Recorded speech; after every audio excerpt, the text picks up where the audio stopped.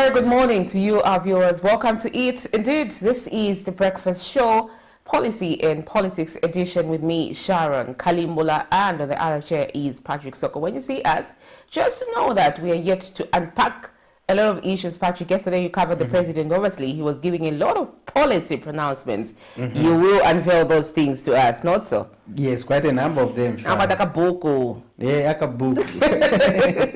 All right. In case you are just joining us, you haven't missed anything. We are just coming live to your screens here from the Lusaka studios, and we welcome you to this breakfast show. For now, though, let's look at the health corner. When we return, we delve into other segments of this show. We are here with you up until the hour of 9. Good morning.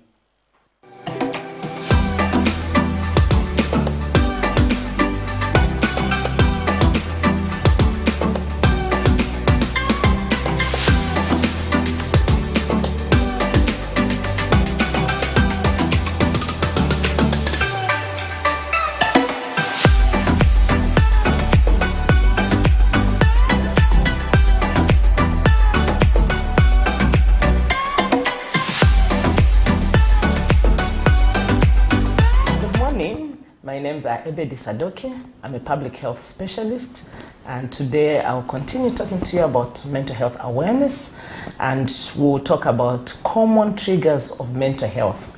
By this, I mean, what do we do that can cause us to have mental health disorders? So I'll talk about three main groups. The first one, I'll talk about losses. When we incur a loss and we don't handle it properly, it can cause us to have mental health disorders. So by losses, what do I mean? There's loss of loved ones, a close relative dies, or loss of property, employment, or anything that is so dear to our livelihood. And the other loss is also loss of a body part. This is in times where maybe illness has caused you to have maybe a gangrene in the leg, and then it has to be removed, and that also makes people feel sad. Some with breast cancer, when they lose a breast, it causes them to really have this trigger to mental health illness. Then the second one is about abuse. Under this, I'm talking about sexual abuse, including children, and gender-based violence. So if not handled properly, it can trigger an individual to develop a mental disorder. Then the third one will be substance abuse, which under this we have alcohol and other substances.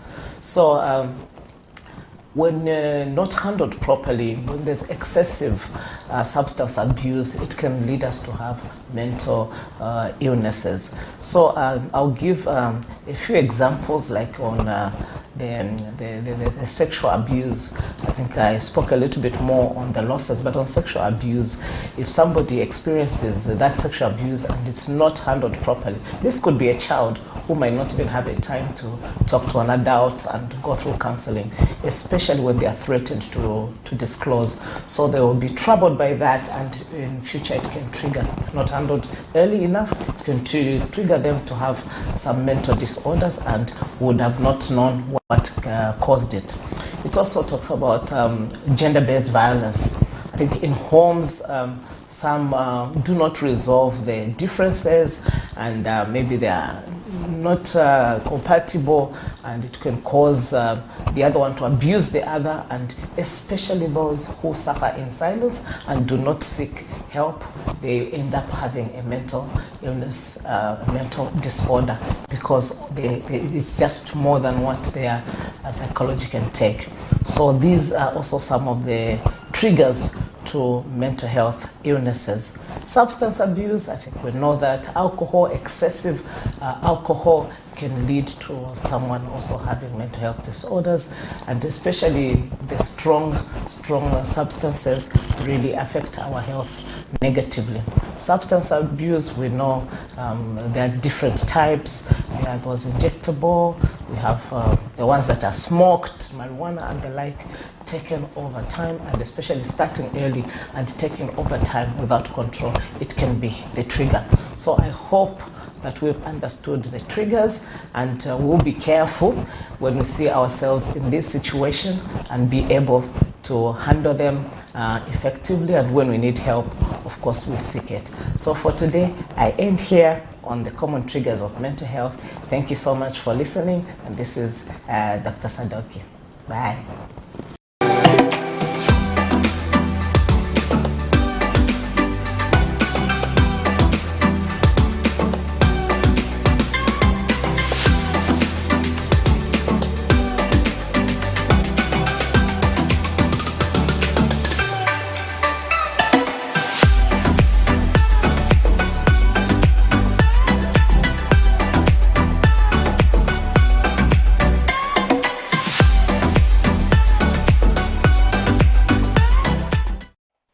Welcome back. You are watching the Camnet Breakfast Show with me, Patrick Soko, and Shalon Kalimbula, and we're having our first segment we call the Health Corner, as usual with the Medical Women Association of Zambia. They never disappoint in informing us on matters pertaining to health, and that was a subject that we've been delving in for a number of weeks here on Camnet TV. We're talking about mental health, and the doctor was just given another aspect. I know you are privy to some of the additions pertaining to mental health that we have covered on this segment, Sharon. Indeed, Patrick, that's what we've been talking about. Mental health is very, very important. Looking at the situations or things that are happening in the country, most of them really point out to a unstable way of thinking that has to do with mental, the brain and stuff. So really, you may want to delve more into such conversations, talk about them, actually give people a platform to talk at home. Talk to your children, talk to your partners, talk to your friends, Sometimes you will notice that they are not who they are as always. I know Patrick, I know the way he behaves, and therefore I need to be very observant. As one of the people that he spends most of the time with here at the office, I should be able to know, so guy, what's happening? I should be able to help him open up, at least to talk about certain things that are really not moving as expected according to him, because these are things that have got an effect on our mental ability, and therefore we start behaving in a different way. Sometimes we are too hypo, sometimes we are hyper, things like that, and then we begin to give deviant behavior. But let's be brothers keepers, and let's observe each other's behaviors from how we know ourselves. However, let's look at how the kwacha is faring against the major convertibles. Dollars. All right. The United States dollars is at 16 kwacha 19 ngwe and selling at 16 kwacha 51 ngwe, and the Great British Pound is at 19 kwacha 21 ngwe and selling at 19 kwacha 59 ngwe. The United States dollars is at 15 kwacha 93 ngwe and selling at 16 kwacha 24 ngwe, while the South African rand is at 0.97 ngwe and selling at 0.99 ngwe. I think you were confused there when we were talking about, you started with the euro. I started with the euro? Yes, but you know what? I don't know, the crew that is with us today usually confuses me. We have the order. Anyway, so they are behaving like an examiner. So I'm wondering, and they're trying to taste our mental focus or something. They are behaving like an examiner. You know an examiner?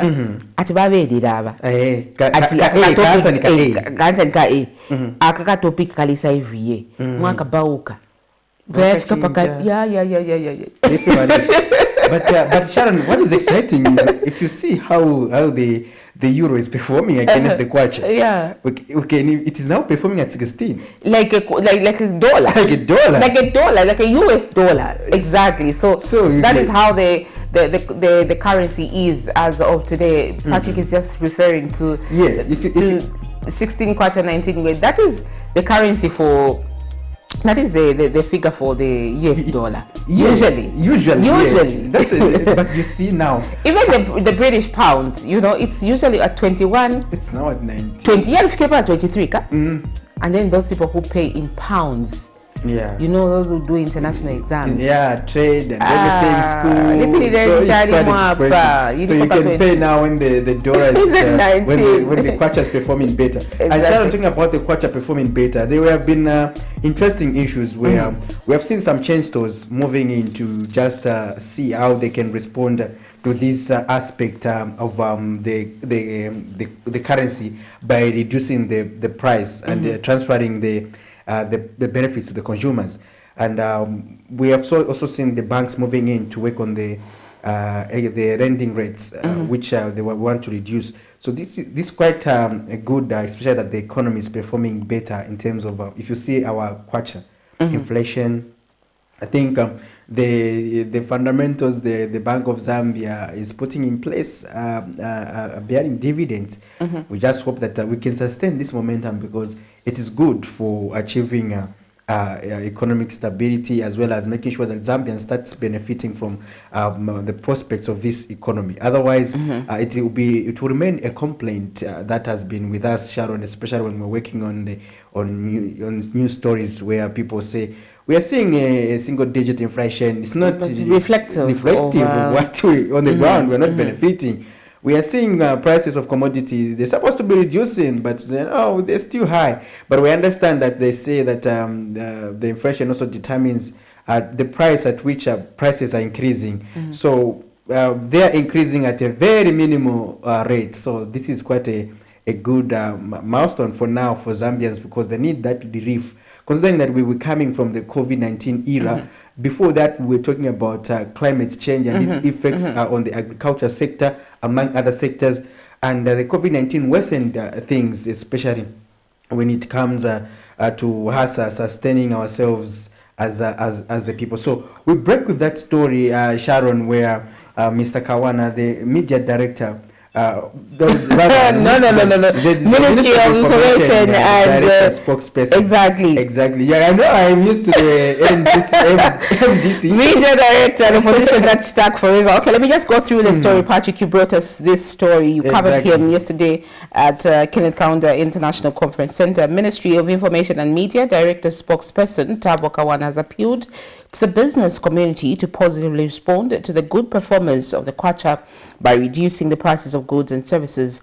The kwacha has been trading between 15 and 16 kwacha against the $1 and the Monetary Policy Committee at its May 16-17 2022 meeting decided to maintain the monetary policy rates at 9%. And Mr. Kawana is impressed that the banking sector is responding by working towards reducing lending rates. Let's look at the story as one of those that we zoomed in. However, we will also look at the story where President Hakainde Hichilema implored some local authorities against sabotaging the government to please the opposition Patriotic Front. Yesterday, he was addressing the heads of local government at Mulungushi International Conference Center, also known as KK Wing. Yes. And let's look at these two stories because they were actually at the same vicinity. So let's look at them, and thereafter we continue the conversation. Good morning. However, because we are an import-oriented country, therefore we use Forex to import what we import. And if the exchange rate is controlled, it is automatic that the prices will begin to go down in accordance with the rate of the exchange. And therefore, now that we have seen that the kwacha is becoming stronger, the business is expected to respond accordingly. You have already seen the ShopRite announcing that they are engaging their suppliers in order to see a reduction in goods and commodities in their chain stores to come down. You have already seen some banks have already started reducing their lending rates. All this is in response to what the government has done by making sure that they get hold of the fundamentals and put them in proper place. So it is our intention now to appeal to the rest of the businesses to stop being greedy. You respond accordingly, the same way you respond when the exchange rate increases. You quickly respond by bringing in place expensive prices. You raise up your prices and say no because of the exchange rate. The same way that the exchange rate has gone down, we expect that you also respond quickly by reducing. We have already cited ShopRite and other banks, and now we'll take the opportunity, for example, to ask institutions such as multi-choice. Multi-choice, you know that every time they increase, they will tell you that because of the dollar, which has become expensive, they increase their subscription for DSTV. But now that it has gone down, let's also see some benefit accrue to the people of Zambia so that they begin to enjoy the DSTV that their colleagues in neighboring countries are enjoying, because clearly it is expensive. In Zambia, local governments must establish, maintain roads, bridges, ferries, water courses, street lighting, and public transport, as well as provide firefighting and prevention, including environmental health services. But over the years, service provision has been below the people's expectations. Tuesday, 16th August 2022, Zambia's Republican President Hakainde Hichilema addressed local authorities at Mulungushi International Conference Center. The head of state cautioned some local authorities against sabotaging the government to please the opposition Patriotic Front. There's nothing saying I supported PF, I supported the other parties, I supported UPND. No, serving the people is not a party allegiance. If you still want to give your allegiance to those that you supported and they didn't win an election, you are doing a disservice to yourself. Last time here I was saying, there are some of you who believe Ale will it up. Azankara Party. Azankara Party.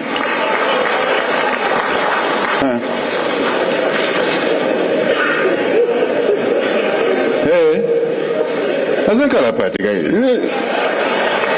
Kapena chipuna cha minister. Azankara Party.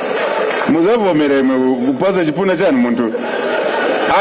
Anaononga economy. Manja bwelepo ankare party. President Hichilema also underscored the need for unity of purpose and working together regardless of one's political affiliation. He called on local authorities to depart from business as usual by improving service provision in all areas. Mistake. People are building over water lines, sewer lines. People are building.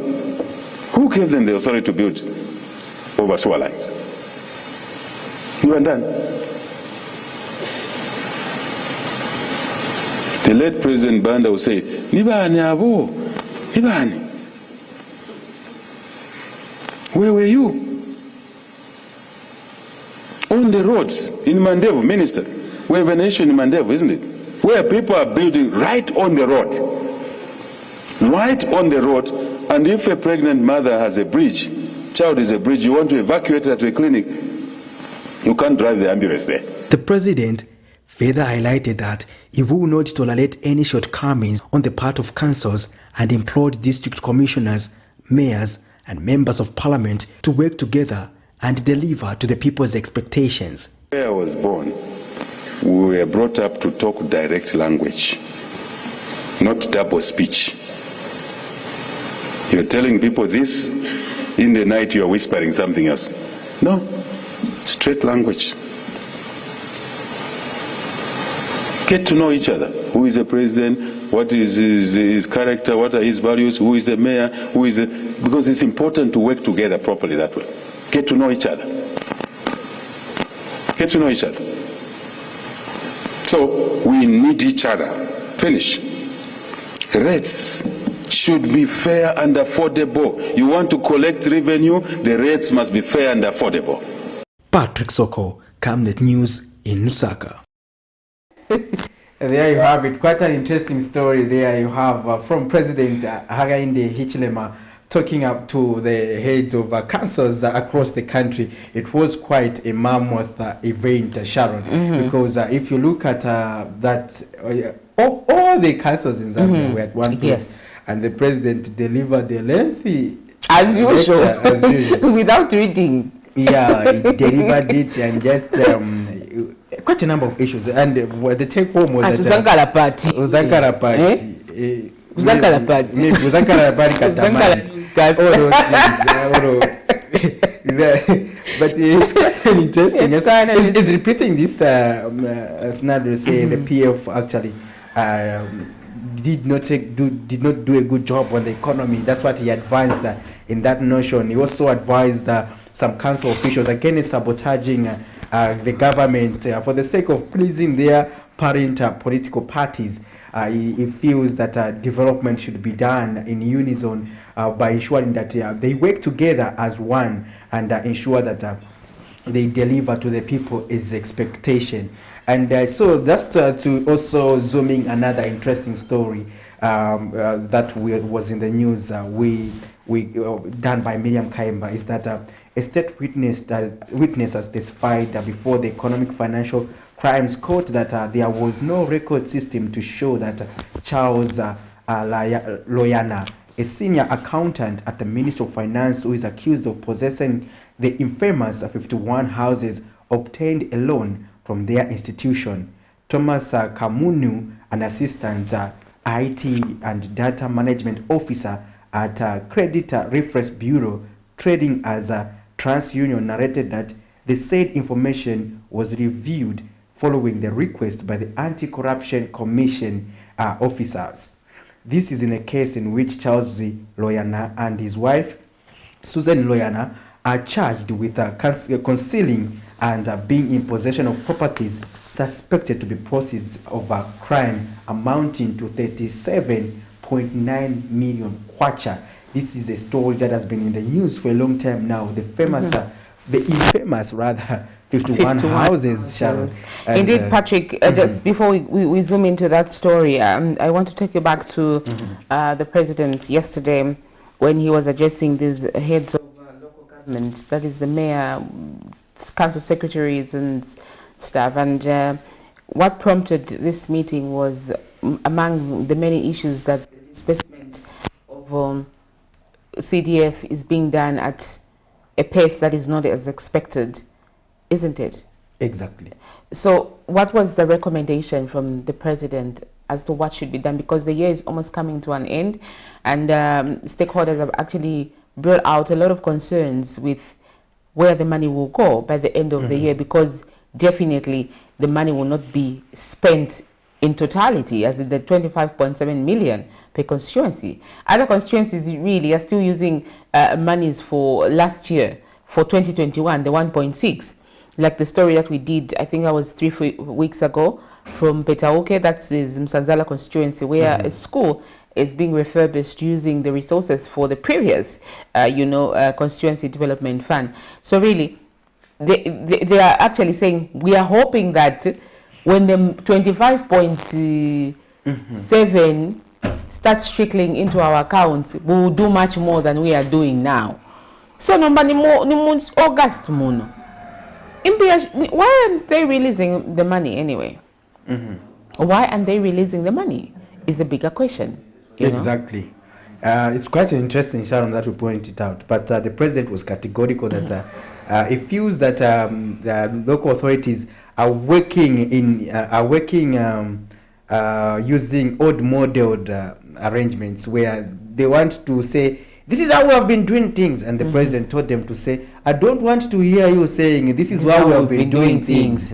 We have to remodel the systems to ensure that they work for the people. Exactly. He acknowledged that the councils actually, Sharon, have been dormant, that they are not functioning to the expectations of the people because they cannot even provide a service effectively.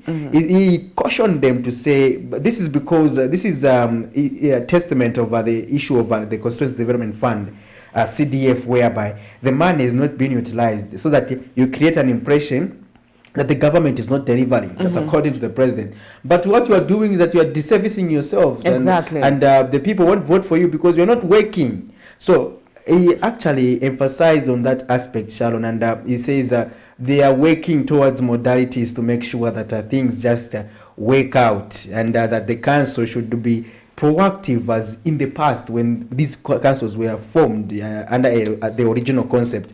Because for now, Sharon, you can testify that you had to interact with any council official, apart from when you come to the office, when you go to the civic center to inquire on news issues. But in the communities, we had to see these health inspectors to go and inspect butcheries that are in our communities. And the president was categorical. Indeed beef, or they are selling dogs. Yeah, all those things. But they don't. I mean, you won't know. But this health inspector, I mean, they are tasked with this to do that. So the president was reminding them, say, if they are not there, employ them. If they are there, make them work. Exactly. Let's look at this story that Patrick was talking about from the courtroom, and thereafter we continue. This is The Breakfast Show.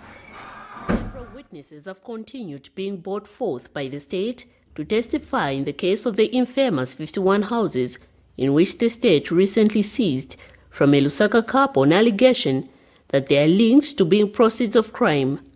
Tuesday morning, a state witness who appeared before Lusaka Magistrate Court testified that their institution system revealed that Mr. Charles Loyana, a senior accountant at the Ministry of Finance, who is accused of owing the property, said to be proceeds of crime, had never obtained any loan from the institution. Thomas Kamuno, an assistant IT and data management officer at Credit Reference Bureau Trading as TransUnion, narrated that the said information was received following a request by the Anti-Corruption Commission officers in November 2020. Meanwhile, the state witness said when he checked in the system for the second accused person's details, Susan Loyana, he found that it was linked to another person.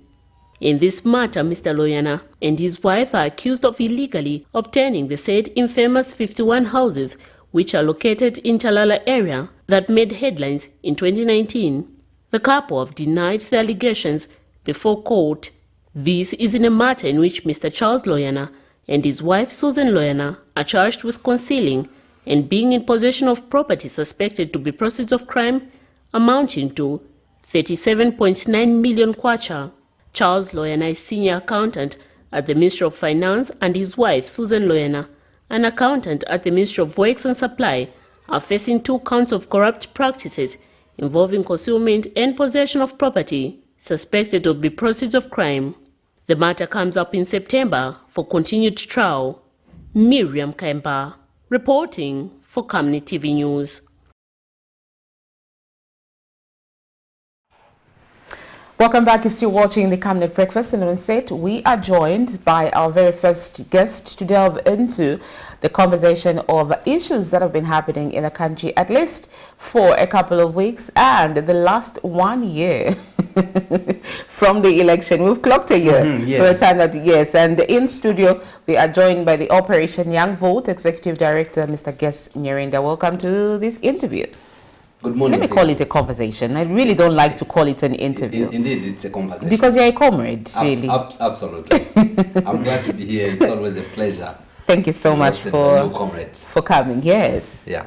Interesting. To get started, Operation Young Vote is among civil society organizations in the country that has been working on an important project they've been calling Follow Your Vote. And I think they are well placed to help us interpret the UPND'S performance in office based on the Follow Your Vote campaign. Now, Mr. NYIRENDA, to get started so far, want to understand how you've rated the UPND in terms of achieving most of their commitments they made prior to the August 12 general election as we review their 1 year in office. Well, thank you so much, comrade. There are 2 things here. Number one, it's about the promises that they gave to the people of Zambia. But secondly is what they're duty bound to do. Whether they promised or they didn't promise, they are duty bound to perform some of those things for the betterment of society and our country as it were. In terms of rating them, for now, I think we can give them an A. They are performing quite well. We will not give them an A+. And why? Because there are certain things that are expected to be done quite early in their first term, but we see that there's procrastination around those things. But with regards to other things, I think they have performed tremendously exceptional. They performed tremendously well, and we need to really give them a pat on the back. One thing I ask myself is that And on this question, very genuine question, no malice, is that had the PF won the 12 August 2021 elections, what would be of us today? I mean, would they have created or employed the 30,000 plus teachers? Will they have employed the 11,000 plus medical personnel or healthy personnel as it were? Will they have done certain things that are being done, free education that has been given? Would that have come? Those are genuine questions we need to ask ourselves. And answers, for me, are not far-fetched. You would really find an answer, because then, or answers, because then the next question is, where are the resources coming from? Government is implementing the free education policy. I mean, if really we have no monies from IMF, we have no monies, then it means that we have the resources, except that the resources were misapplied. The resources were going into individual people's pockets, as it were. The fight against corruption today, there's really some direction. It's for us showing that yes, we will get somewhere at the end of the day. And also just the way the head of state has taken things in terms of engaging different stakeholders. I mean, if you have a vision, it really shows that you want to take society to some, to add value that will take society to a different level. But where you have no vision, I think it's just Chintobe and everyone else does whatever they think is right, and at the end of the day, you don't move anywhere as society. So we have seen that there's that a move that is taking the country in a direction for us that is quite beneficial, or will be beneficial to citizens. But in terms of things that they have not really worked on well, and this I must be very straight, is the issue to do with the law reforms. Everything hinges on law reforms. You can be the best of administrators, you can have the best of things, but if the legal framework is it's pointing in another direction, then it means that you will not be able to move. For example, I know that yes, there's some movement towards the reform of the Public Order Act, yes, which is quite interesting and impressive. But the other issues to do with the constitutional reforms, we have serious lacunas in our constitution that must be attended to. You may have very good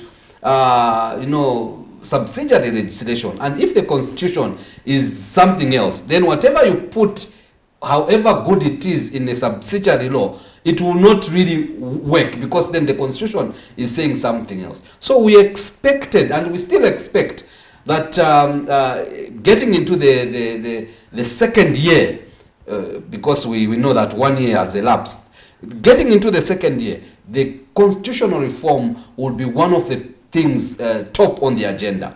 The issue to do with the access to information. Look, there's this very serious move and interest and oomph in fighting corruption. And unfortunately, there must be this notion in this government that prevention is better than cure. And one of the elements that will help us prevent corruption is access to information. Okay? So if really we took it from that angle, that we want to prevent corruption and not fight it when it happens, because then there are costs in fighting it. Sometimes you may even waste more money than what you get out of the fight. So the best is the aspect of prevention. And one of the tools that will help us prevent corruption in this country, in our society, is the access to information. But there's a lot of procrastination around that particular law. We don't know why. because we know that this is one of the issues that the New Dawn in the opposition did promise that they will attend to. It is one of the issues that really a number of stakeholders and a number of citizens rallied behind them and gave them a vote. It is access to information, especially you in the CSOs. But we are not seeing we are not seeing that. That is very beneficial, not only for the fight against corruption, but for many other things, for citizens to properly engage and participate effectively in our democratic dispensation and just even in our economic endeavors. We need information. People need information. So without information, it's very difficult for me to make an informed decision, which decision will help me participate effectively. So I think we need to see this from those angles and not seeing it from an angle of, no, it will expose this one or it will expose government officials. But I mean, if it will expose them in doing wrong things, let it be. That's the essence. So we need to see that kind of move with regards to ensuring that we have the access to information law in this country. I mean, it's not far-fetched. This government can do it, but where and why the procrastination? Why is it that today you meet the PS, he will tell you the same thing he told you 3 months ago? Exactly. We are not moving. Can we move? They are consulting. They are consulting. Let's talk about the consulting. And actually, before, just on the laws, really, you were part of the people that met to talk about the review of the Public Order Act submissions. Absolutely. And obviously, you're part of the people that were asking for more time. Why is that so? And this is also a law that has been dragging for a very long time. Well, you see, those, I mean, there are CSOs that asked for more time, which is very correct, which is, I mean, they have that right to do so. You didn't ask for more time? No, we didn't. And this is what we are saying and we are going to say about this particular thing. We have been consistent. Look, the Zambian people have for a very long time made submissions that are very consistent on this particular law. Okay, and these things are with government. Of course, yes, we know that the leadership and the regime have changed, but government still remains government. Exactly. Okay, today we are talking of government having borrowed excessively. I mean, we are not saying those who are in government should pay what they borrowed. It is this government that is now struggling to ensure that they put in order in the issues to do with the debt that we have, whether it's domestic or international or as it were. But then even this, the issue to do with the Public Order Act and many other laws, there are a lot of submissions that were made in the past, which are consistent to what people want to see today. But then, if we are going to prolong this particular exercise, it means that then we'll not get anywhere. We are getting back to what was happening in the past. Keep moving in circles. Absolutely. What was submitted in the past, can it be put together and be treated as a working document? Okay, and it is from that working document that all of us can quickly submit. You don't need weeks, you don't need months to be able to do this. I mean, it's just collating together what you have in the Ministry of Home Affairs, what you have as it were, and be able to ask now people to write whatever if certain things may not be there, could have been lost along the way. I mean, we can still submit. But in terms of us procrastinating over this matter, I don't think it is any helpful. Democracy. Yeah. Patrick. Let's look at the rule of law under the UPND administration and curbing lawlessness. How have they fared? Well, they have fared extremely well. And I will begin from the issue of the question that I asked earlier. Had the PF won the elections, I mean, what would have been of Zambia today? Because the cadres had just taken control of this regime, of this country. Whether people like it or not, they had taken charge.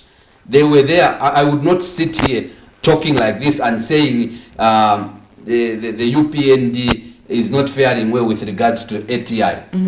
The cadres would have just walked in and grabbed me back. You out of the studio. But we see that, look, the cadres are out of the scene. Now, yes, other people would say, no, but we still have cadres in certain places. Look, this is something that was entrenched for more than 10 years. Remember that the cadre arrangement was there even before the PF in the MMD. But during the PF, it was now even further entrenched that look, it's like a sickness. You have malaria. When malaria hits you, yes, they will administer whatever drugs to make you well. It will not just come out immediately when the drugs are administered. It will come out slowly. And this is exactly the same thing with the cadres. Yes, there's very good will. And a lot has been done. And for us, we give a pat on the back to that. But then we still need to have those that are still thinking that they can go away with being cadres in terms of land administration or apportioning land to people anywhere and anyhow or anywhere where they may be found. We need them to be out of the system so that people will just work hard and work in their professional space and be able to find ends meet and not the notion of cadreism. So this regime has really done extremely well, and for me that is where the rule of law can also be said that there's that is being followed. Now, going beyond the cadres, we also see that the government is ensuring that look, the issue of one being arrested and charged and taken to court. We know, yes, that there's this issue of Madam Mombipiri, but again, I think there's need to interrogate that particular issue further than just looking at it from face value, because then we have the issue of the DPP. What is happening around the DPP's office, and how has the DPP taken that matter? Is it among the matters that has to be attended to soon, because you cannot go to court, especially in those particular cases, before the DPP acknowledges or goes gives their viewpoint. And for us, that is an issue that must really be taken seriously. And again, we see that look, the past regime was a regime of warnings all the time. If you remember, all the time Comrade Honorable Kampyongo appeared on TV or on radio, on the media, he was warning. We warn you. It was a regime of warnings. But why? I mean, leadership is about engaging people. Leadership is about knowing what is happening to people. It's about being in the shoes of the people. But we had a regime then that was thinking that they were the alpha and the omega, and the rest of us had to listen to them. And the moment you had a divergent view from theirs, then you were a problem and you needed to be warned. That is not how society is run. Actually, it is from the divergent views that people give you that you are able to get even best practices to be able to help you run your administration, as it were. As we wind up, Mr. NYIRENDA, as we wind up, obviously we definitely need a long time to conclude this conversation. Particularly, ask him the last question. We cannot allow him to live without us digesting this important issue of the forthcoming elections in Kabushi and Kwacha. So, Mr. NYIRENDA, what should be expected of stakeholders pertaining to ensuring that they hold this election in a peaceful environment? Also, let's look at what happened in Kawata, where people were subject to double nominations. How can we avoid such issues by taking a proactive stance as stakeholders in the electoral process? Well, let me begin by the last part that you have asked, and I'll end with the first part. With regards to Article 52(6) of the Constitution, remember it is law. And none of us has any powers to stop anyone who would want to withdraw at any time in the race. They have that democratic right. And this is why from the beginning I said we needed to look at the constitution so that we have these changes, we put things straight. Right now, it's very difficult. People can even be subjected to more nominations in the forthcoming by-elections, whether it's in Fera for the chairperson, council chairperson, or it is in Kwacha and Kabushi for the member of parliament. I mean, that is a problem that we need to resolve, but we can only resolve it by changing, amending, or having an overhaul on our constitution. But beyond that, how do we behave as stakeholders so that we have an election that should we allow jokers to also file in, or those who are not serious or who have not yet decided? Can't they make the decision? Democracy, my friend. You know, democracy is very expensive. That's a problem that we have, and these are rights. These are human rights, and people have to participate. Participation is one of the fundamental rights that each one of us, holds. So you cannot stop anyone. And what are you going to?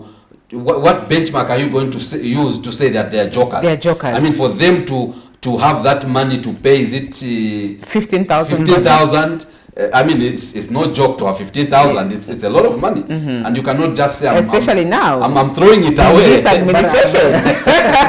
Anyways, let's take a short break as we zoom out, Mr. NYIRENDA, and allow our other guests to come on set so that we can continue with this conversation. Good morning.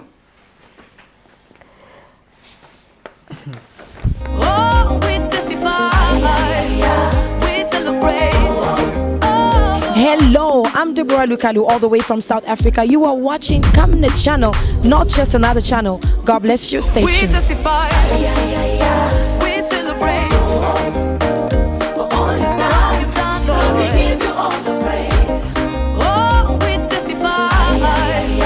We celebrate.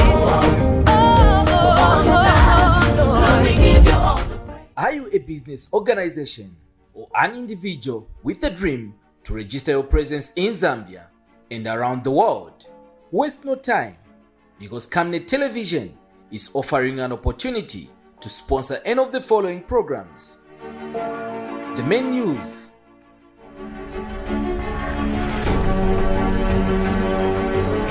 national matters,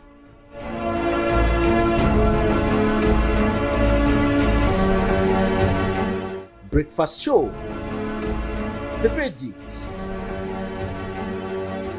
partnership of greatness, economic briefcase, business and sports news. For more details, call following numbers.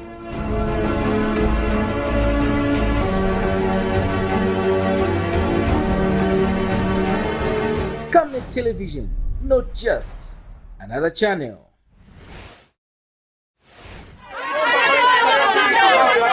For immediate coverage of any breaking or latest news in Zambia and around the world on Camnet Television, call the numbers on your screen.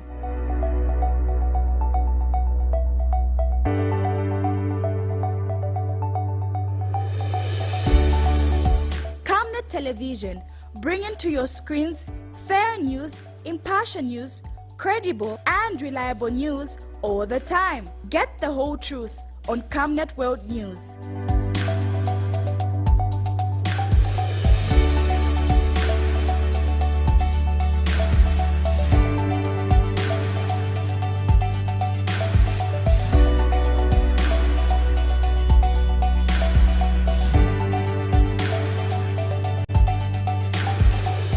Camnet Television, not just another channel.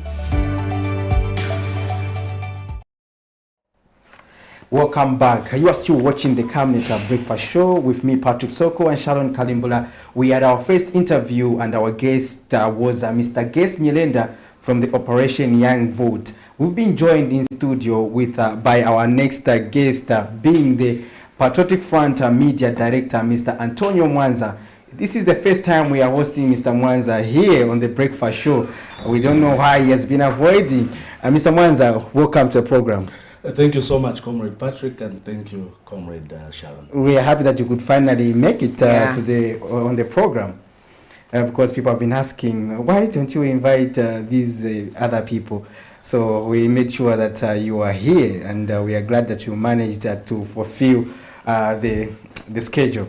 To get started, Mr. MWANZA, we are reviewing the UPND'S performance in 1 year. Though I have to also state that the president yesterday was saying that it is not actually 1 year. It should be 6 months, or if you want, or 7 months, if you want, put it at 8.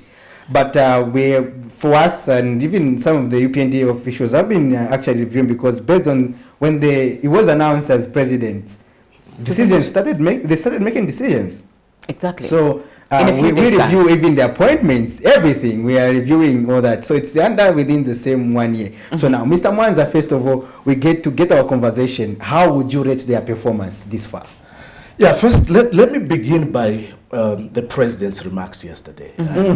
And again, we are dealing with a president who seems to be having difficulties, to be honest. I saw the president yesterday claiming that he refused to append a signature to buy luxury presidential vehicles. Why are you saying he's lying? And you know, I wish there are other ways. I wish there were. I wish there were other palatable ways that I would have used. But unfortunately, we are dealing with a president that is not being honest with the Zambian people. Yesterday, he claimed that he refused to sign for the purchase of new presidential vehicles. That is a lie. The president is not a procurement officer. The president doesn't have anything to do with the procurement of presidential motor vehicles. The presidency is an institution, and anything to do with the transport of the presidency is handled by 2 institutions of government. If it is issues to do with land transport or air transport, it's handled by the special division. And for air transport, it's handled by Zambia Air Force. These are the 2 institutions that do the purchase of presidential motor vehicles. They're the 2 institutions that do the purchase of presidential planes, and they're the ones that handles the president's movements. So to claim that I refuse to append a signature to purchase new presidential vehicles, which were costing $1.3 million, is a blue lie, and it should be challenged. There was another lie I heard yesterday again, was the issue of vehicles. The president said that if you want a luxury vehicle, you should buy your own VX. And I said, why is it so difficult for this president to be honest with the Zambian people? In his own supplementary budget that was approved just last month, there is 10 million kwacha that has been earmarked to buy 8 luxury VX vehicles, the latest 2022 V8 vehicles for the Teaching Service Commission and the Anti-Corruption Commission. And there he was yesterday, claiming that if you want to have your own V8, you should buy your own V8. But his government has earmarked to buy 8 latest V8 vehicles in the supplementary budget using over 10 million kwacha. And they have already purchased new vehicles, including the vehicles that the president is using are new vehicles. So we are dealing with a president that is having serious difficulties, just to be honest with the Zambian people. It was the same circus of the Constituency Development Fund. And I'm just talking from what happened yesterday. Yes. It was the same circus of Constituency Development Fund. First of all, I think Chavuta Charoj. I heard the president yesterday saying that he wants the district commissioners to be part and parcel of the Constituency Development Fund. There is no provision for a DC to sit in the CDF committee. It seems that the president is having difficulties to understand the difference between decentralization policy and CDF. If you listen to the president, he thinks CDF is decentralization policy. I think he needs to be schooled that these are 2 different things. A decentralization policy is a totally different thing, which should have its own implementation plans and it is defined how it should be decentralized in the Constitution of the Republic of Zambia. CDF has got guidelines that are properly stipulated by the CDF Act. There is an act in place.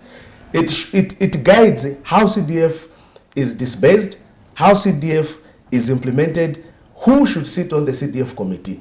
It seems the president doesn't know that this is how CDF operates. And yesterday, I heard the president say, we want the district commissioners to be sitting on CDF. They can't sit on CDF committees because the CDF Act does not allow district commissioners to sit on CDF. And coming down to CDF, they said they'll give us 25.7 million CDF for each constituency. Exactly. Out of 25.7 million, the government has only disbursed 5 million for each constituency. And out of the 5 million that has been disbursed per each constituency, only 84.4 million kwacha has been accessed. These are not my statistics. These are statistics from the Ministry of Finance. Permanent Secretary Mr. Danes Chisenda has issued a breakdown of how CDF has been dispersed. So out of 5 million from each constituency times 156 constituencies, only 84 million kwacha has been accessed. Only 84 million kwacha. This is August. We are coming to the end of the year in the next 4 months. This is August. The Minister of Finance will be presenting a new budget in the next 2 months. The whole CDF thing has collapsed and it has failed. And yesterday, the president, again, in his usual tactics, he doesn't want to take responsibility of the fact that this CDF has failed. He wants now to blame town clerks. He wants to blame mayors, and he wants to blame councils. That's why he had that meeting yesterday. It was to shift the blame from himself to the mayors, to the councillors, and to the local authorities. Now, let me expose him.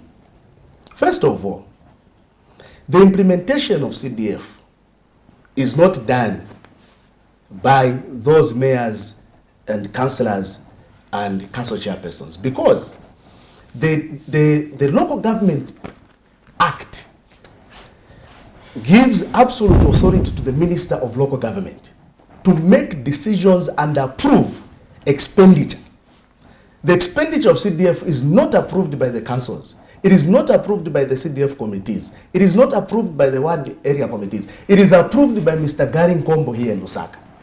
So the failure of CDF is as a result of, one, there is no money.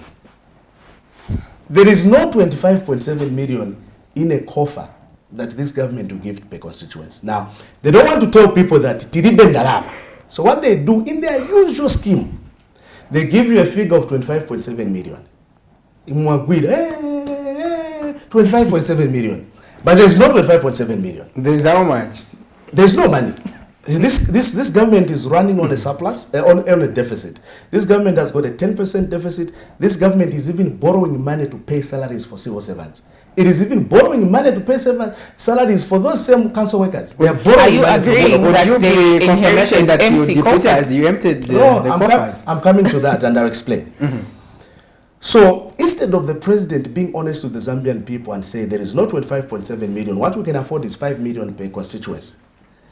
What they did was they give you a figure of 25.7 million. Then they have made the CDF guidelines for 2022, which are completely impossible for anybody to access CDF. The Ministry of Finance itself has tabulated how difficult it is for any Zambian to access CDF under these guidelines that they have put in place. The Minister of Finance himself, Honorable Stombeko Msetukwane, has not accessed his CDF. Gary Nkombo himself has not accessed his CDF in his constituency. Members of Parliament for UPND are crying. They can't tell it to the president, but they are crying. They come and they are complaining, CDF muma constituencies. Meanwhile, the president, when the youths are asking him for CDF, you know what he does? He just tells them, when they ask for employment, they ask for empowerment, he tells them, yendani ku CDF, ndiko metapeleka mandarama, yendani ku CDF, pangani ma cooperatives. So my youths bapanga ma cooperative. Wakaenda constituency, kulipe ndalama. Why kulipe ndalama? Because the bomber doesn't release the any money. Now, that CDF has failed. There are implications. The 25.7 million that they talk about is money that they took from the district committees. So all the districts in this country now have no access to resources. So the projects that they were supposed to be done, building of schools, providing bursaries to school-going kids, providing roads, water, all these things are not happening because there is no CDF that is being accessed. And you raise the issue of empty coffers. Again, we are dealing with a president who has got serious difficulties in being honest with the people of Zambia. MMD lost power in 2011. They left 2.5 billion worth of reserves. Okay? PF lost power in 2021. PF left 3.2 billion US dollars of reserves. Just as the president, you inherit empty coffers, and the first thing you do in 10 months is to have 15 foreign trips. Using which coffers? which coffers was he using to have 15 foreign trips in 10 months if the coffers were empty? If the coffers were empty, how were they managing to pay salaries for civil servants? How were they managing to provide services to the country? We left 3.2 billion US dollars in foreign reserves. This president is a very lucky man. He came into office, he found that there is no load shedding. PF had already invested 3.2 billion US dollars in the energy sector, and Tinasiri is a load shedding. So he has come again having difficulties, to be honest.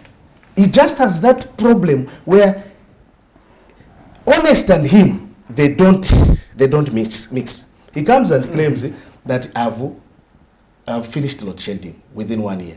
And I asked him a very simple question. President, ngati mnasiriza load shedding, tuze nkona ngupo ya malaiti moze mni mnafaka kwa UPND. Not transformer, po ya malaiti kulibe. So he inherited a surplus of 1,000 megawatts of electricity. He inherited 3.2 billion in reserves.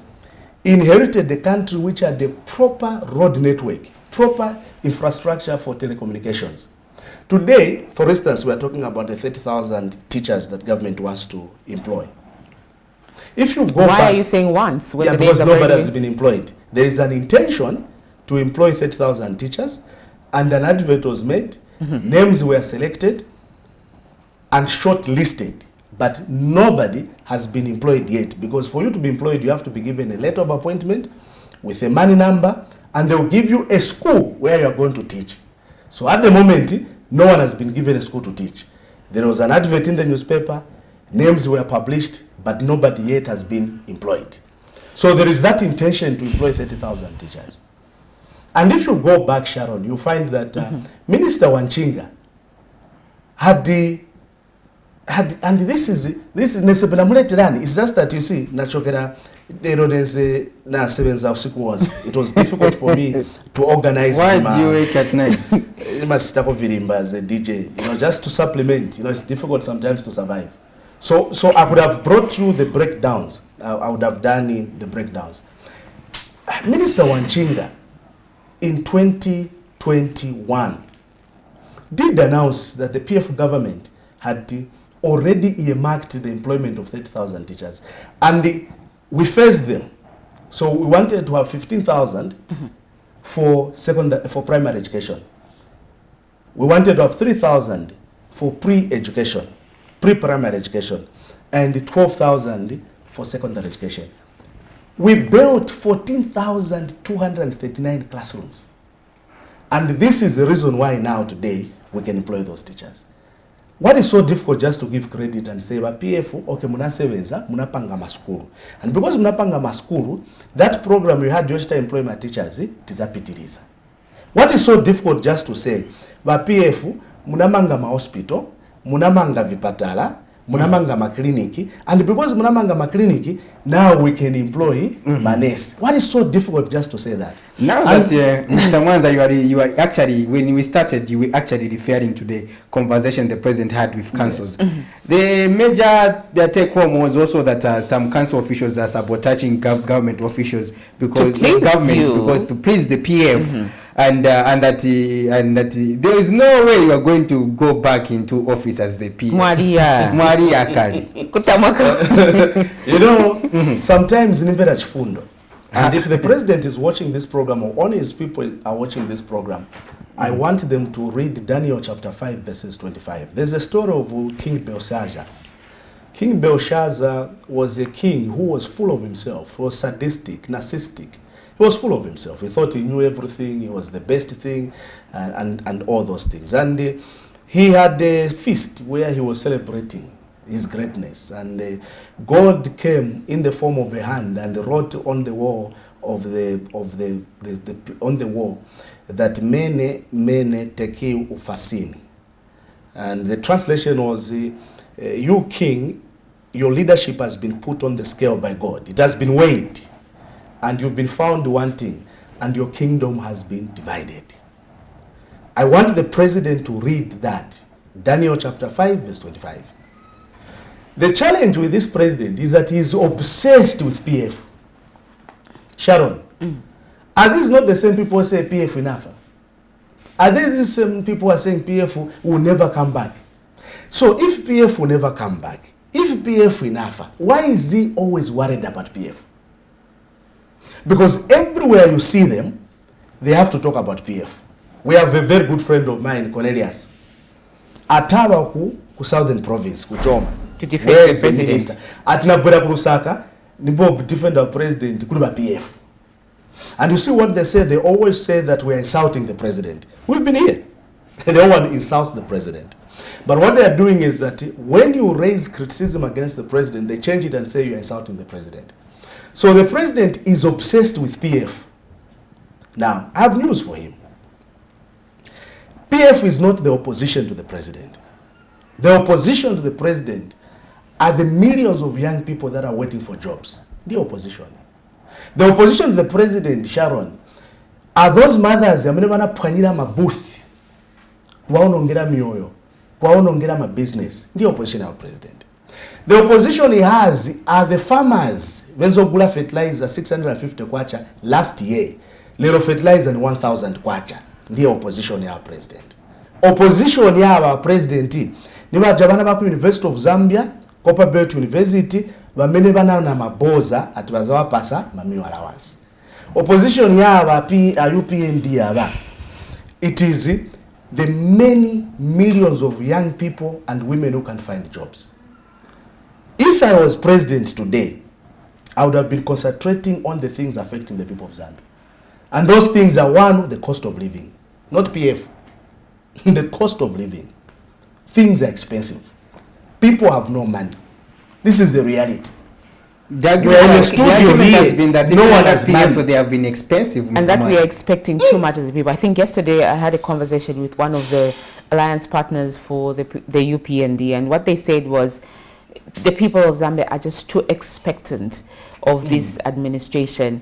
You guys left literally nothing, and you left the country in a mess. And what they are trying to do is to create a better ground so that things can start to.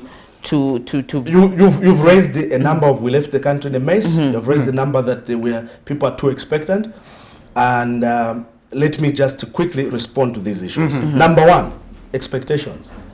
The expectations of the Zambians are based on the lies that the president and his government continuously told the Zambian people during the campaigns.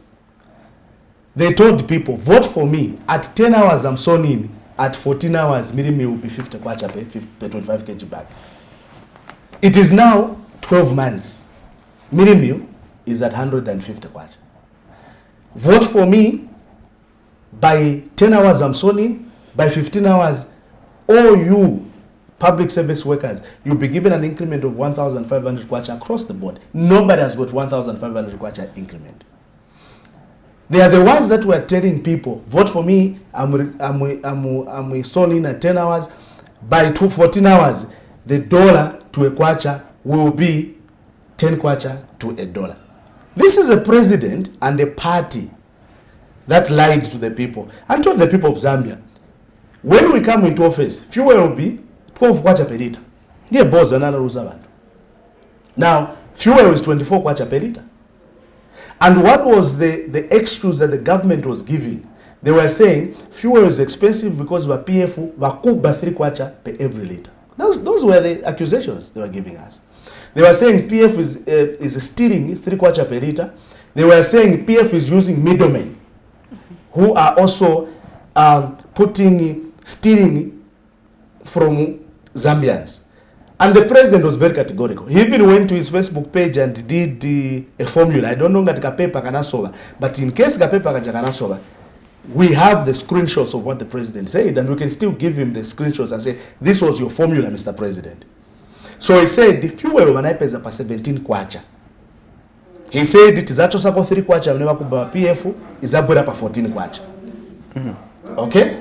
From 14 kwacha, tikachosako ma mid-domain. Vamelewa kuba 2 kwacha is abwera pa 12 kwacha.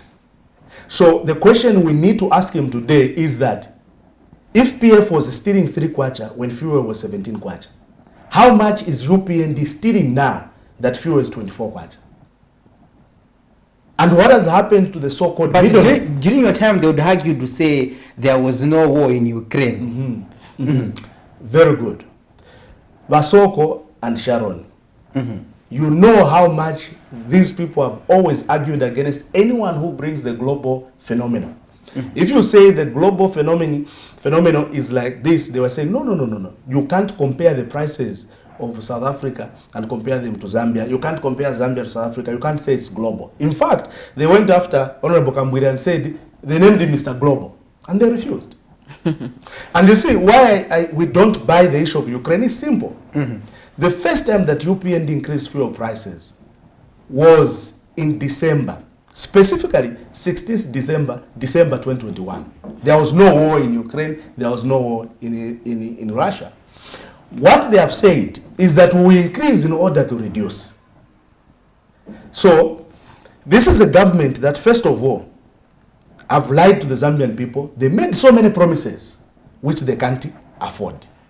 What they should do now is just come back to the people and say what Gary Nkombo said. And that's the reason why I have a lot of respect for Gary.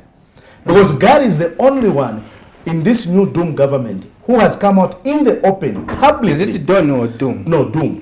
Publicly. Gary Nkombo is the only one who has come out publicly and told the people of Zambia, we are doing job on training. We don't know how to run government. Publicly, he has said that. And I saw Agwire Kachasu, yaonongeka. And Ogwira Mabuthi, aononga. And anabwera nkazikika pansi. Nokamba, this is job on training. So what this government needs to do is to be honest with the Zambian people. Tell the people the truth. We said a lot of things. We were just doing politics. We were campaigning. We wanted to win. They should not be giving new promises like they are doing now. They have given fresh promises about CDF. No, tizafakira CDF. When CDF 25.7 million ya mkangani, mufuna mnambonama bantu atumzafakira inango. They should not do that. And the issue of we left a mess, because that is the excuse they use. I was giving an example. When we were leaving office, we left $3.2 billion in reserves. We left a very robust mining tax regime where we were able to get $600 million per year from the mining sector, just from taxation alone. That $600 million is the money that we're injecting into the economy to build these schools, to build these roads. And we collected debt, we contracted debt. The debt that PF contracted is seen in the works that PF did. You can see the hospitals PF built, the schools PF built, the roads PF built, the infrastructure in the telecommunication that PF has built, the energy infrastructure that PF has built. Those are seen. Imini mwa PF iwoneka PF wanakala mboma wanasebenza apa na hapa na hapa na hapa. Abantu hapa Facebook no kamba. But this is just 1 year, Antonio. This is just 1 year. Now, this is 1 year. The 1 year should have given us a projection of where this government is going. And this is why I was telling you that we have a problem. Because yesterday, for instance, the president failed to give a projection of where this country is going. Instead, he was talking about PF. Again, that's a challenge we have. Yesterday, we thought the government would... If I don't know how those men who are working with the president are operating. Because the first thing that the president was supposed to do yesterday was to acknowledge that his CDF has collapsed. That is the first thing that the president was supposed to do. And number two, he was supposed to come there to give solutions to stop this CDF failure. And what we expected yesterday is that the president will pronounce that one, his government has agreed with Yota Mumtachala of Patriotic Front to revise the CDF guidelines 2022. That he has agreed with the Minister of Finance to revise the CDF guidelines. That's what we expected the president to do. To say we are not going to revise the guidelines and make it easier for people to access CDF. Instead, they went there and started talking about PF. Now, the 1 year of the president has already shown that there's no direction. The Minister of Finance himself, Stumbegom Sekotwani, has repeatedly said the UPND government have no economic plan. Publicly. On which platform? I can Google for you, just as we are doing this program.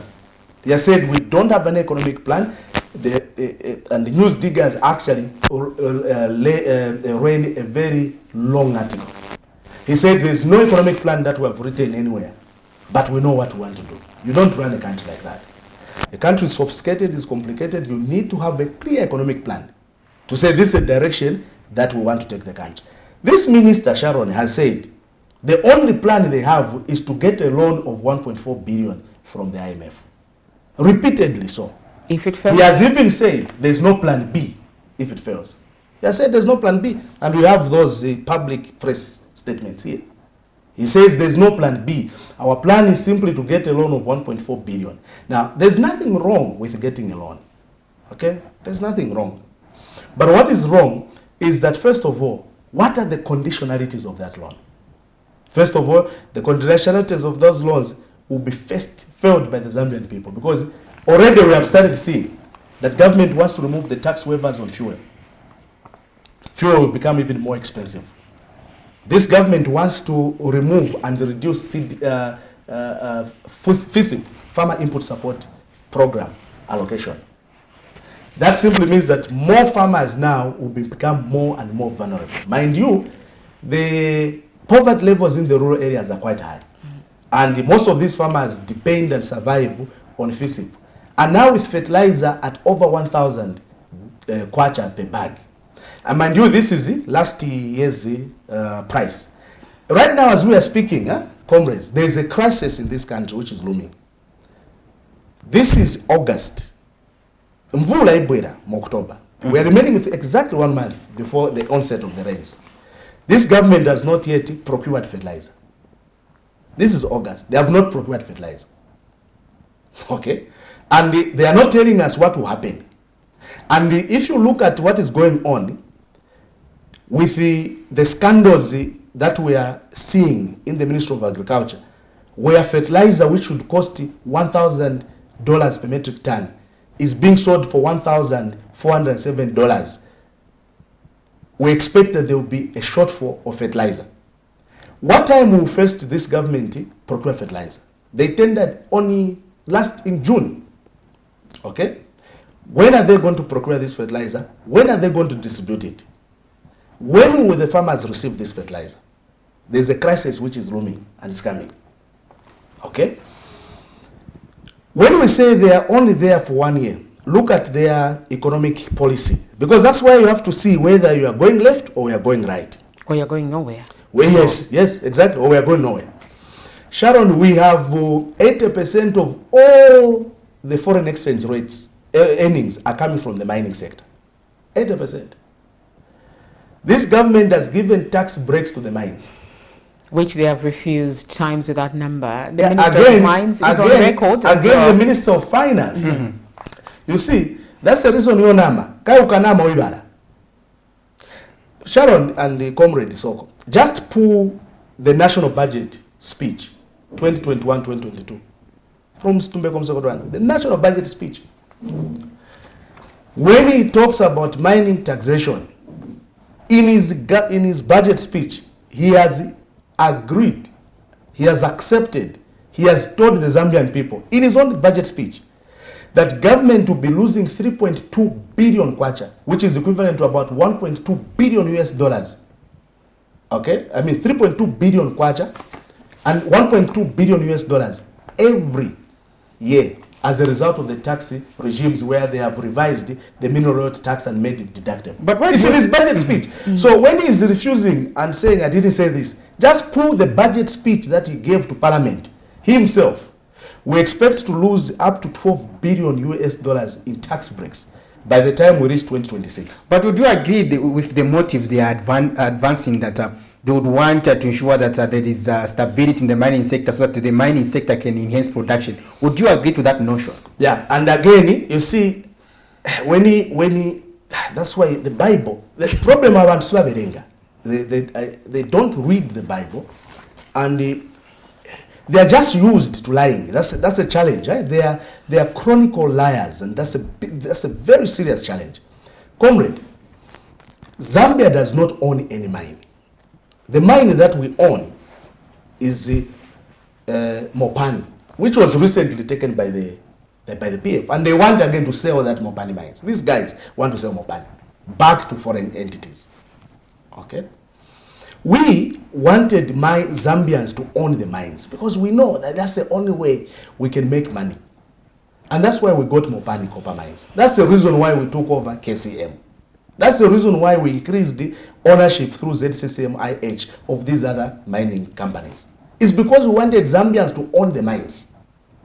But because these people are puppets of the West and they have to pay back to those who were sponsoring them in the last 23 years, they were in opposition, they have opted to reverse all these good things that PF did in the mining sector, and they want to give those mines back to foreign entities. So the only way you can make money are three ways. If you don't own the mines, you must make sure that you tax the mines fairly so that you can maximize on the taxes. They have given them tax breaks. And the ZRA, you can go and check ZRA report for 2021-2022. It shows that you people, Sharon and the Comrade Soko, you too, you pay more in taxes compared to what the mines are paying. ZRA report for this new room, 2021-2022. Their only report for ZRI. It shows that you are paying more in taxes than the mines are paying.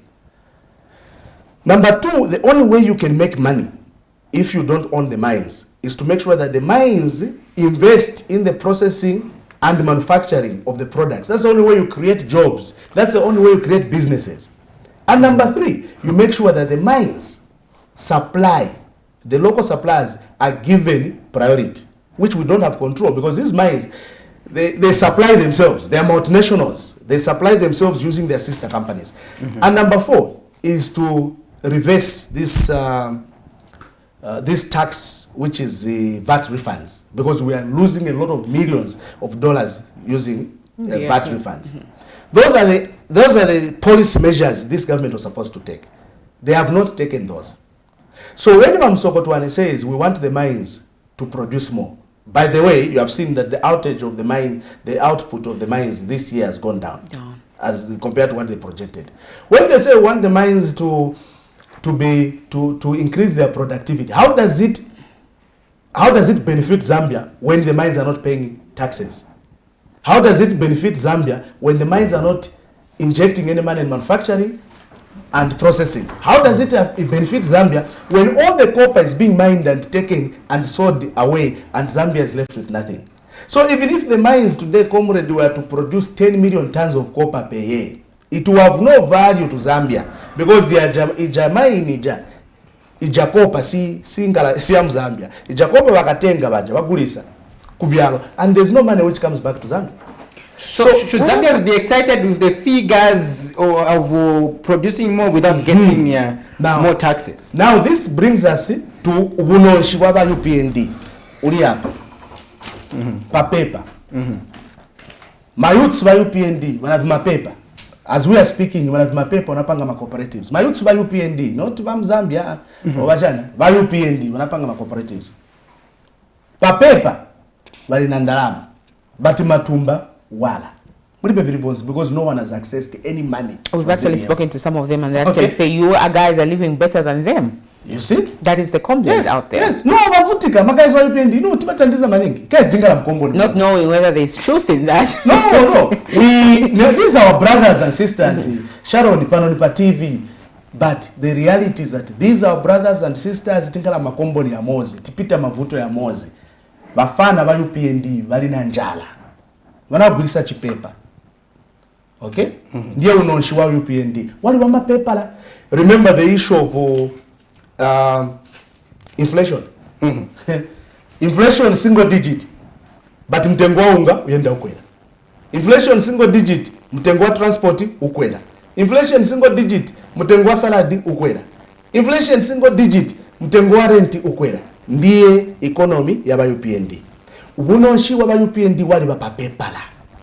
Matumba mwa bantu mulibe ndalama. Bantu Sharon balibe ndalama. It's the same thing which has happened even to the kwacha and the dollar. And I was looking and I was saying, let's just do a quick analysis. Why is the kwacha seeing some marginal gain? It's simple. First of all, there is no demand for dollars because there is no money. You can just go to the border and check how many people are trading at the borders, how many people are going to the borders to go and do businesses. You want to say businesses, business. So there is no demand for the dollars because there are no economic activities. Number two, the Bank of Zambia has tightened the monetary policy. And because of the tightening of the monetary policy, they have also reduced circulation of money. And because there is no money which is being circulated, there is no demand for the dollar. On the external side, you are going to find that America is going through an economic recession. And the American dollar right now, with what is going on in Russia and Ukraine, is not on demand because Russia supplies about 40% of the gas to Europe. Russia supplies about 15% of wheat to Europe. And Russia is refusing to allow America and Europe to buy their wheat and their gas in dollars. They are saying you have to buy using our rubles. So there is no demand for the dollars. This is the reason why you have this marginal gain. But does it reflect in the minds of in the pockets of the people? Is it reflecting on the tummies of the people? Ubunonshi Vasharon is to make sure, and this is what I say, the role of government is to make the lives of the ordinary people easier. Bantu banali kugula unga 120 kwacha mu PF. Boma yanyu ikabwerapo yafunika kutabwanji kuta reduce mtengo.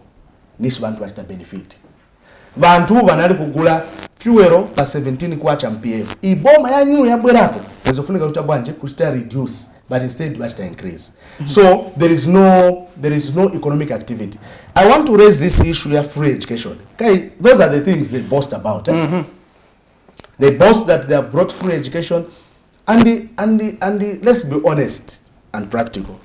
We all know that free education has always been there from grade 1 to 7.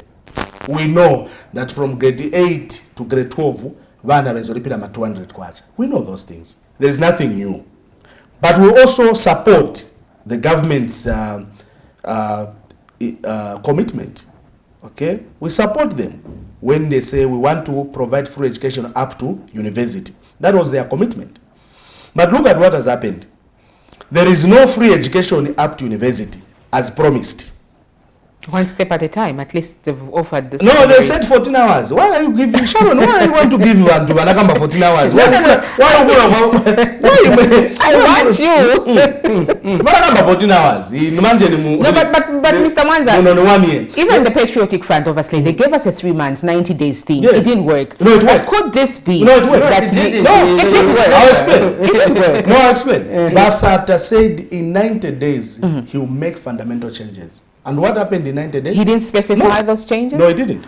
And I'll tell you the record, Mr. Mwanza, if it comes to the 90 days from Mr. Sata, they were something else. I remember attending a rally in Chawama where he said, I'm going to employ all the taxi drivers. Up to today.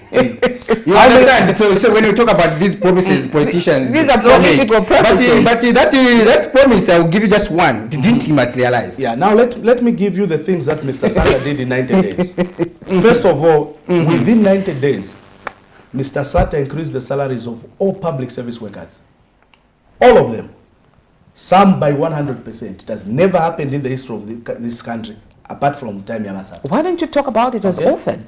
Yeah. So, these salaries which civil servants are getting today, thanks should go to President Michael Sata. We increased them by 100% within 90 days. We were talking about the issue of free education. And me, as a trained teacher, I'd want to see this free education expanded. And we support government efforts to make sure that there's free education. That will support. Okay. But government must be realistic. What we used to do ourselves to supplement the schools, because we reduced the school fees. Remember, it was actually done also in 90 days. We reduced the school fees to 200 kwacha. What we used to do was to increase government grants to every school. Because when you take away the income that each school is getting from the money that pupils are paying, you need to supplement them. These schools need water, need the electricity, need chalks, need books. They need security. They need all these things, and they need to operate. So what you need to do is to increase government grant. Now, this government, before I come to the grants, is that the money that government is giving to these schools is so minimal that it cannot help these schools to run effectively. Number two, since we're talking about free education, we need to look at a child. How much are parents now spending on uniforms? Kaibadula. How much are parents spending on transport to take the child to school every day? Con transport ya dola. How much are parents spending on food ya wana kwenda ku school, because food ya dola? So, do we have free education now, or we have a fallacy of free education? Because just package ya mwana, breakfast na lunch, muri 50 kwacha enzo kwana, 50 kwacha leo siku ana pede. Kuti mumgulire mwana, drinki, mufakemo na chakudya, mumpase, 50 kwacha siku ana leo. Tuma sausage. Okay? Tuma sausage, tuma chips, siku ana 50 kwacha pede. They want nice food. Yes. And the siku ana 50 kwacha pede. You can't, sumungampange nsima, mwana. Azafuna tuma sausage, azafuna tuma jigizi, azafuna twa soft. Lero tonse tuja twa dula. It is now becoming more expensive and more difficult for the parents. Wana wenzokwera ma 10 kwacha. Vaka kulitoa change that wana. 12 kwacha go come. Lero ni 30 kwacha per day go come. Kama transport wanaikida. So where is the balance for the parents when it comes to free education? Now look at how much they are giving to schools. And you know, Sharon, the beauty with life is that we were in government ourselves. I have here all the schools in Zambia, every school, and how much this government is giving in terms of grants. I have. These are the grants they give to schools. Let me just pick one. Let me just pick 2 or 3. If you go to Chabona Primary School, the grant that they have given for term, this term, which they just closed last term, was 6,114 kwacha. How can a school run on 6,114 kwacha? The whole term. Wagule mabuku, wagule machoko, wagule chemicals, wagule masopo, wagule vose matishu vofunikira mskulu. 6,114 kwacha. Chalabana Primary School, the grant they were given, 6,194 kwacha. You come to Chibumbu Primary School, the grant they were given, 4,940 kwacha. Ndiye ma grant ya mneba pasa maskulu. How can a school, for instance, I will take just one school here, Chipata Primary School, RDC, was given 4,132 kwacha. I have all the schools, the grants they give. Ni amene ya ma 4 pini, ma 5 pini, ma 6 pini. How can a school operate? And yet they come and sit, we have given people free education. This government, the challenge they have is that they are obsessed with PF. So they have even forgotten that they have a duty to provide the services to the Zambian people. And the challenge we have is that the president doesn't want to listen to anybody. And could it be that they overstayed in the opposition? Could it be that they overstayed? Yes, first of all, they overstayed in the opposition. And Sharon and Comrade Soko, you know that I used to say, I want to manifesto. You know, when we say these things, sometimes it's very dramatic. I used to say they have no manifesto. 10-point plan? You know, they can't even remember where it is. Change? You know, this president, I was president of Facebook. So he has forgotten everything he promised. There was a 10-point plan, gone. The manifesto which they borrowed and copied and pasted from Jamaica, gone. There were formulas he was writing on Facebook, gone. All those things. Remember on Facebook he was saying that we will not be detaining people for more than 24 hours. He was saying a leader who doesn't take responsibility is not a leader. He was saying a leader who blames other people for his failures is not a leader. That is what he's doing every day. Is PF this? PF that. Every day he's blaming PF. But you were also saying UPND this, UPND no, not me. At some point, the former president Edgar Lungu was on record saying, "There's this one man, Akande Chidema, where he goes, and when this election is over, I will have to deal with him over the issues pertaining to the sale of national assets." I want to say two things very quickly. First of all, is that for me, for instance, I've been very consistent with talking about issues of national importance, policy matters, implementation, and so on. I'm very consistent over the last 23 years. Secondly, I want to say that one of the things that UPND was voted into office for was the mistakes that PF was making as a political party. And people of Zambia wanted a change because they wanted the next government to make corrections to those mistakes and not to repeat the mistakes. But unfortunately, this government is repeating the mistakes of PF and justifying that even PF used to do that, which is wrong. I don't think the people of Zambia are interested in the mistakes PF made. What this government must be doing right now is to concentrate on building on what PF already did. And the mistakes PF made, this government must avoid them, not repeat them. And MWANZA, before we let you go, I want to point out two things for you. You point out the success on the telecommunications sector, however, the minister was on the floor of the House in Parliament, Mr. Felix Mutati, saying that most of them were defective and that they didn't have the right height, and it is a cost to the country. Also talking about roads, we have also admitted that you did not do roads everywhere, but when you're talking about roads, you are creating an impression as if even in Rufunsa, where I was last month, you did good roads, but there are no roads there. But again, my question is not on that. On the roads aspect, the president is on record that you people focused on road and infrastructure development because you wanted the kickbacks. As quick as you can, Mr. Mwanza. Also, you started talking about the unlawful detentions. It borders on the rule of law. How much has this administration fared on that? I saw my comrade giving, I have been with the media for a long time, so when the director is giving you 5 minutes. That's all I'm loading you with. I'll be very quick. First of all, let's deal with the matters of infrastructure development and the accusation that this infrastructure was being used to steal money and that this was shoddy works, and all sorts of accusations that the president has made. First of all, we want to challenge him. Why is he commissioning the projects that were corruptly obtained? He's commissioning PF projects. Money has already been spent. No. That's the argument. If he doesn't believe that these things were properly constructed, they were corruptly done, why does he take the pride and a pride in commissioning them and actually claiming ownership of them, that these are government facilities? Why doesn't he say this is a corrupt deal, I'm not going to commission it? Because if you're an honest person... We wasted public resources, Mr. Mwanza. Actually, we waste more public resources when the president goes to commission, because you know what we do? We spend a lot of money transporting the president to the site, and there's nothing the president does, is just to cut a ribbon. And we spend a lot of money for the president to move just to cut a ribbon.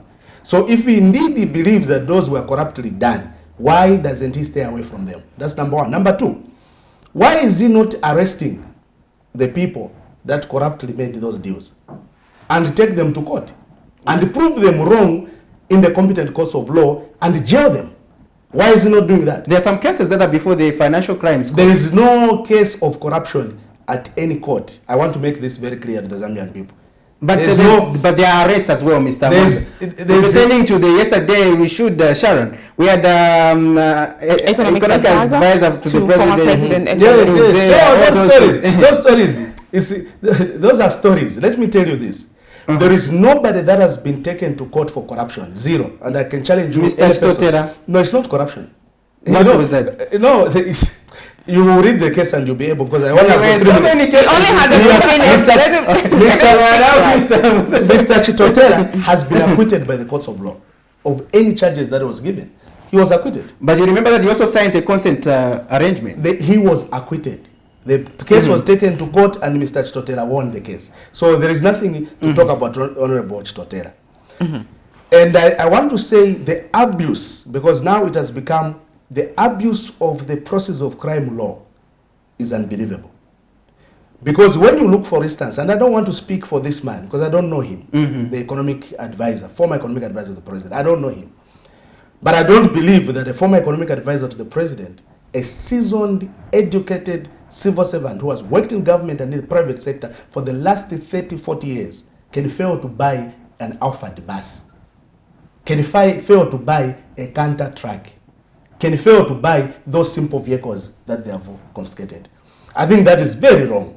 I don't believe that Bowman Lusambo, after serving as a cabinet minister in 2 provinces, Lusaka and Copperbelt, and having served as a member of parliament, and having run so many businesses, Bowman Lusambo can fail to build a house. I don't believe in that. And I think these levels of witch hunt, of kwamba kuzunguluka chabe manyumba ya watu, ukapeza mtu anamanga nyumba ati gwirani, that should come to an end.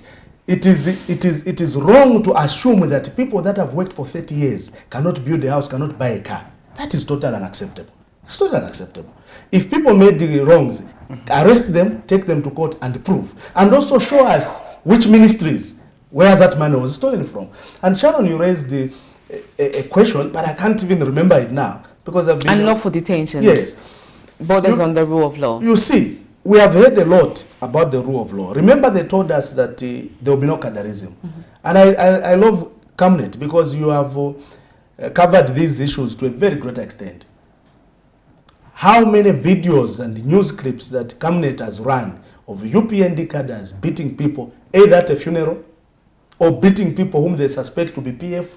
You remember you used to come to the secretariat to have cover press briefings, and you remember us bringing people and producing videos of young people that were tortured, that have been tortured, that have been beaten because they are PF.